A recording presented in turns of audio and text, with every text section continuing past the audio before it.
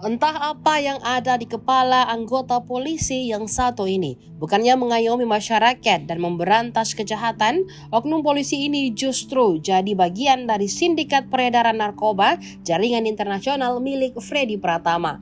Dialah AKP Andri Gustami, mantan kasat narkoba Polres Lampung Selatan, punya peran penting dalam kasus narkoba Freddy Pratama. Kapolda Lampung Irjen Pol Helmi Santika pada Jumat 15 September 2023 mengatakan bahwa AKP Andri Gustami berperan sebagai kurir spesial. Ia melancarkan pengiriman sabu-sabu yang dikendalikan oleh tersangka Freddy Pratama. Menurut Irjen Helmi, AKP Andri Gustami membantu pengiriman barang haram tersebut saat melewati Lampung melalui pelabuhan Bakauheni menuju pelabuhan Merak, Banten.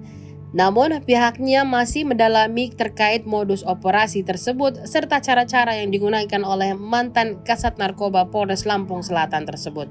Di sisi lain, Direktur Reserse Narkoba Polda Lampung, Kombes Erlin Tangjaya, mengatakan bahwa Andri berhubungan langsung dengan tangan kanan Freddy Pratama. Sosok tersebut bernama Muhammad Rivaldo Milianri G. Silondae alias KIF.